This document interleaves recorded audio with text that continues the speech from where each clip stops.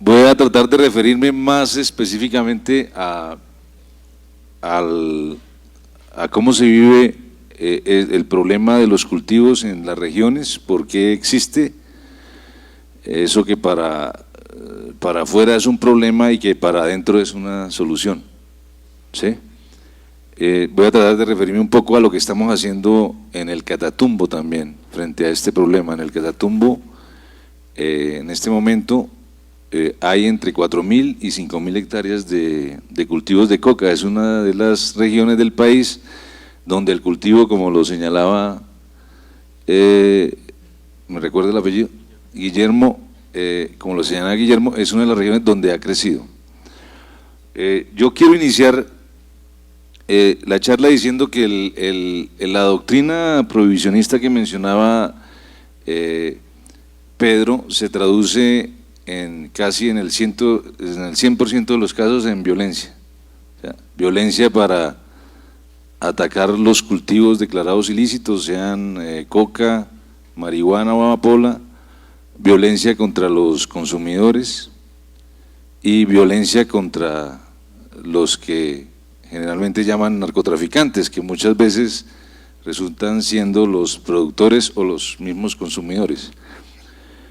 Esa doctrina y el paradigma y ese enfoque del prohibicionismo y la violencia, hay que decir, y como punto de partida hay que tenerlo claro, que es un rotundo fracaso. O sea, uno puede mostrar cifras de que aquí se han reducido los cultivos, de que estamos exportando menos cocaína, y eso obviamente tendría una relación directa con la violencia, pero primero las cifras son muy discutibles.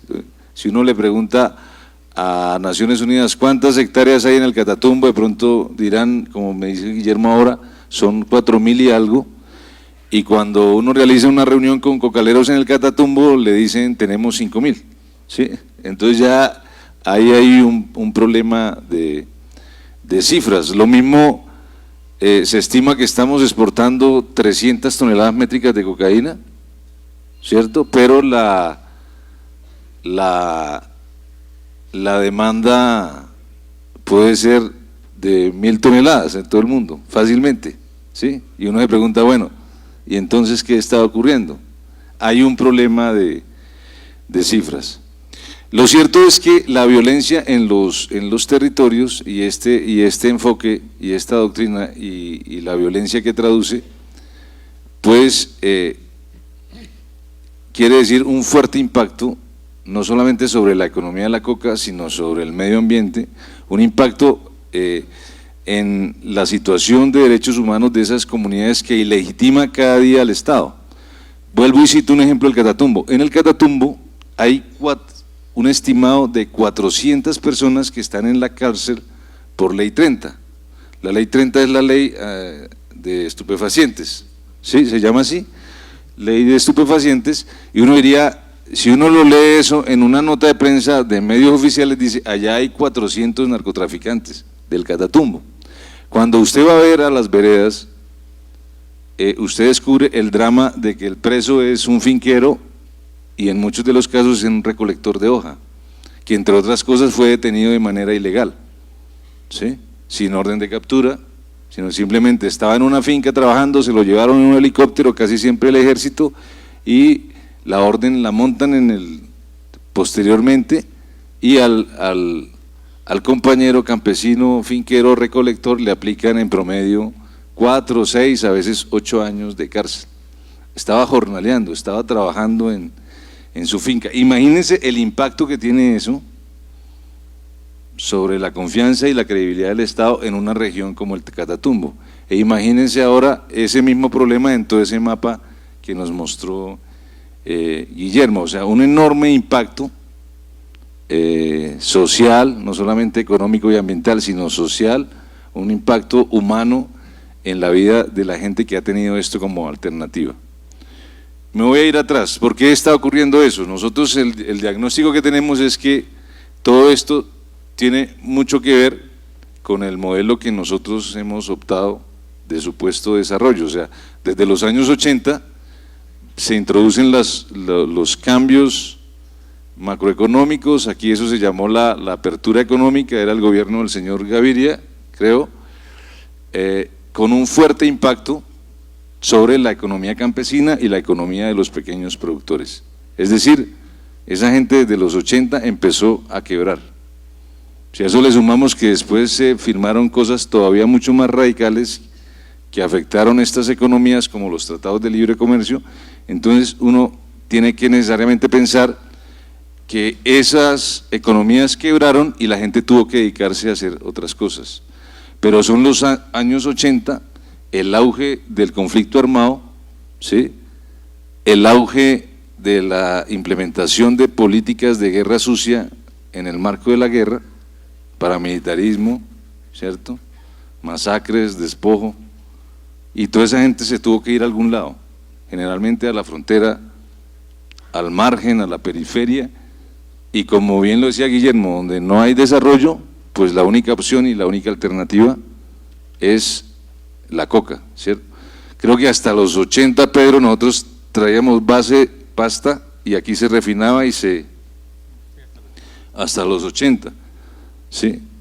Y nosotros ya habíamos vivido el boom de la marihuana, que se montó sobre el boom del contrabando. Las mismas rutas del contrabando se usaron y por eso fue tan fácil. Bueno, y tenemos pues un problema político acá, donde generalmente la ilegalidad es la que prima, la ilegalidad es la que corrompe, y todo eso confluyó, ¿sí? Desplazados que tenían que tener una alternativa, algunos campesinos la llaman una alternativa de resistencia, ¿cierto? Algunos campesinos hablan de la coca como su gobierno, porque no tienen de dónde más cogerse, y entonces llegamos a esa situación de una configuración de hechos y de situaciones que nos llevaron a ser un país de narcotraficantes y exportador.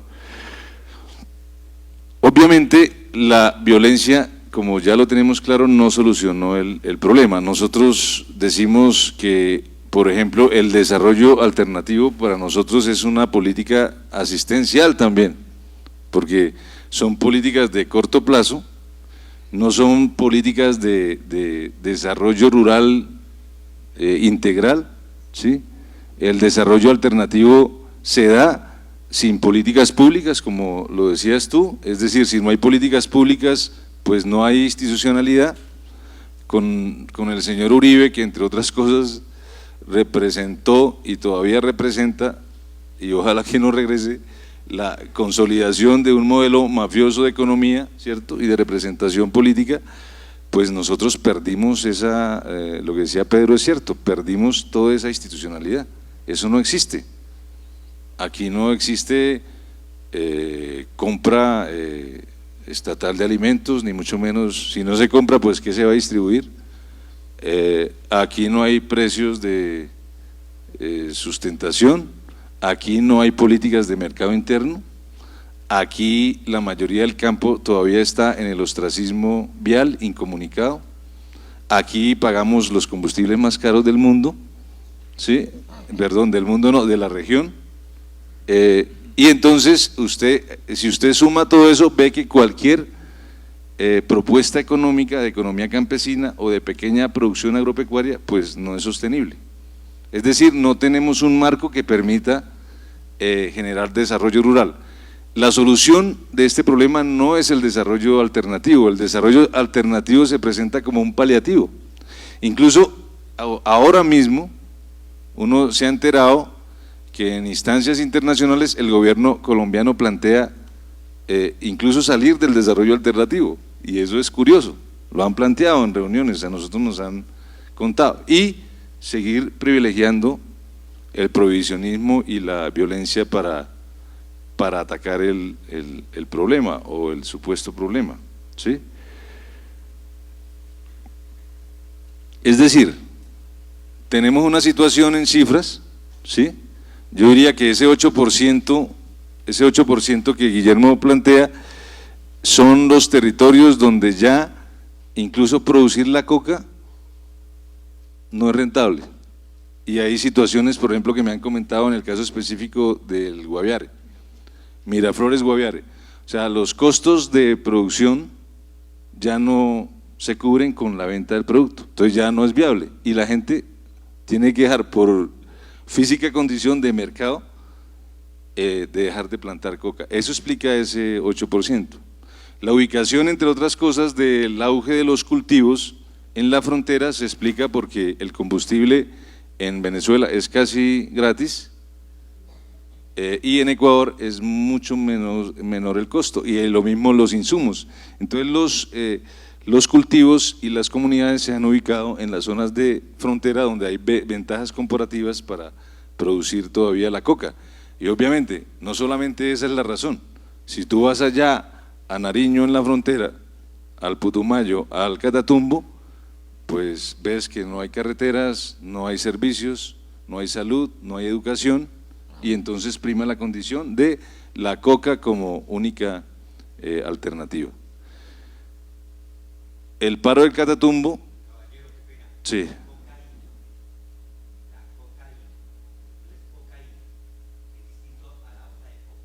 Sí, hay, bueno, creo que no estoy equivocado, pero estamos hablando de los cultivos. Sí, estoy hablando de los cultivos, no estoy hablando todavía del narcotráfico, creo que si me da el tiempo me referiré a la cocaína, pero estoy hablando de los campesinos productores de coca, ojo. Entonces ahí hay que tener claro. Cultivos de droga es un concepto que no existe, ¿sí? Y la coca no es una droga, la coca es una hoja que es una planta, no es un psicotrópico, estrictamente tampoco. Sí. Bueno, ya en temas de filigrana de drogas le dejaremos a Pedro. Sí, creo que tenemos tiempo para debatir. Ahora se me fue la paloma, ¿en qué estaba?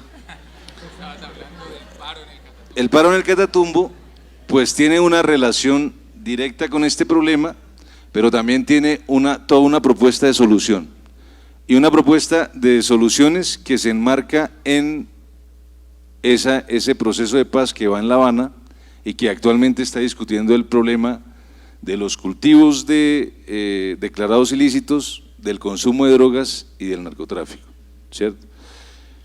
En el Catatumbo, en el marco de la negociación con el gobierno, en ese pliego hay un punto que se llama sustitución de los cultivos de coca, sustitución de los ingresos derivados de los cultivos de coca en el Catatumbo, que son, como dijimos, 5.000 hectáreas, ¿cierto? ¿Por qué nosotros hablamos allí de sustitución? Porque en una asamblea de unas 5.000 personas, en el Catatumbo el promedio de los cultivos de coca puede ser de unas 3, 4 hectáreas por familia. En una asamblea celebrada a finales del año pasado, esas 5.000 personas dijeron: sí queremos sustituir los ingresos derivados de los cultivos de coca, y lo queremos hacer, primero, que sea algo concertado, o sea, de manera, una concertación que parte de una actitud voluntaria de los campesinos. Queremos que sea una sustitución estructural, ¿cierto? O sea, con desarrollo rural, queremos que sea gradual, eso no se hace y se está planteando un plazo de 10 años. Queremos que sea un proceso social y todo eso se realizó en una asamblea con esas 5.000 personas en el municipio del Tarra, y hay una declaración, un documento firmado por esos campesinos que están representados por la Asociación Campesina del Catatumbo. ¿Qué se plantea entonces? Como es una solución estructural, Camilo, pues entonces hay que empezar por lo primero. Hay que garantizar el acceso a la tierra para los campesinos, hay que formalizar la propiedad. Usted hablaba del 66%, ¿no?, de los cultivadores de coca no tienen títulos, que es más o menos el promedio nacional de informalidad de la tenencia de la tierra en el país. Creo que es un 60% más o menos, o sea, es un problema nacional, no solamente de los cultivos. Hay que formalizar la propiedad y hay que tener las políticas públicas que garanticen que en el Catatumbo haya un proceso de desarrollo rural con garantías, ¿sí? Es decir, que si el problema es la comercialización, atacar los problemas que afectan la comercialización. Tiene que haber una política de infraestructuras, pero también tiene que haber una política de mercado interno. Mire, en el Catatumbo actualmente los productos que sobreviven, que no son coca, que son en su orden café, cacao, caña de azúcar, alga, la palma, que está ahorita en una crisis impresionante en el área de Tibú, la caña, la ganadería, la producción de plátano, todos están en el límite de la quiebra en este momento. Eso explica el auge, ¿sí? Eso explica el auge en el Catatumbo de los cultivos de coca. En la medida en que esas economías campesinas vayan quebrando, ¿la gente qué va a hacer? Sembrar coca. Entonces hemos propuesto que para garantizar el acceso a la tierra, formalizar la propiedad y ejercer la territorialidad, se tiene que constituir una zona de reserva campesina. Cuando hacemos este planteamiento, entonces apareció el diablo, y ahí está, es uno de los problemas estructurales que impide que se tome el camino estructural para solucionar el problema de los cultivos. ¿En qué estamos en ese punto? El INCODER recientemente emitió un concepto jurídico favorable. Ese concepto no existe en el trámite reglamentado para constituir zonas de reserva campesina. Ayer por fin conocimos al ministro Lizarralde en el consejo directivo. Ellos pidieron que nosotros fuéramos a socializar el proyecto de zona de reserva. Estuvimos allá con Juan Carlos Quintero, vimos por primera vez al consejo directivo, sus caras son como, bueno, un grupo con asesores y todo, eran como 60 personas. Esa socialización tampoco está en el trámite, pero nosotros accedimos. Para eso el gobierno tiene que hacer una cosa muy sencilla, o sea, la base de la solución de este problema, la base territorial, para eso tiene que hacer una cosa muy sencilla que le dijimos al ministro: señor ministro, cumpla la ley, ¿sí? El articulado de la ley 160, el decreto que lo reglamenta, y verá que usted ahí no está cometiendo ninguna irregularidad, ningún delito, y empieza a solucionar el problema de los cultivos, que claramente está como uno de los objetivos de las zonas de reserva campesina. Nosotros al gobierno le estamos haciendo todas las propuestas de manera clara y formulada. La zona de reserva campesina del Catatumbo tiene un plan de desarrollo sostenible a 10 años para iniciar el proceso. Dentro de ese plan está todo un programa de sustitución de los cultivos de coca. El plan, le dijimos al señor ministro, entre otras cosas, los planes de desarrollo sostenible de las zonas de reserva campesina son vinculantes, es decir, el gobierno tiene que financiarlos. Le dijimos, empecemos, es un plan a 10 años, vale 575.000 millones de pesos, aparentemente es mucho, ¿no?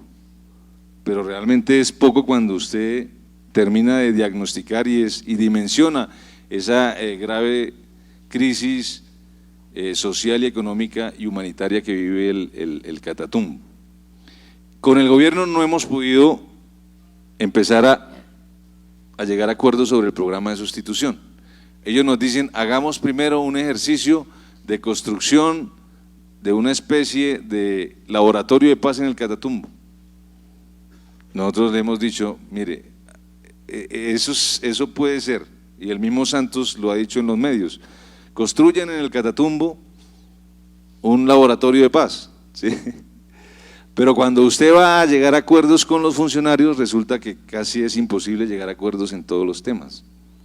Ellos quieren que empecemos una especie de metodología de concertación sobre el laboratorio de paz, pero ha sido imposible que financien un hospital para Tibú, que vale 10.000 millones de pesos, la gente se sigue muriendo por el camino, ¿sí? Ha sido imposible que haya inversión en el anillo vial del Catatumbo, dicen que no hay dinero, ¿sí? Y los pocos acuerdos que hemos firmado, que los llamamos de confianza, y un acuerdo que tiene que ver con este problema, que es por primera vez en la historia del país, que se reconozca el carácter de víctima de los cultivadores de coca. Entonces, un acuerdo firmado para reparar económicamente, socialmente a 500 familias que fueron violentamente erradicadas en esta región. Y eso es importante y es un ejercicio que estamos haciendo que ha implicado mucho debate. Llevamos en estos temas 8 meses ya, Camilo. A este paso, pues, nos vamos a gastar el otro gobierno y así es muy complicado.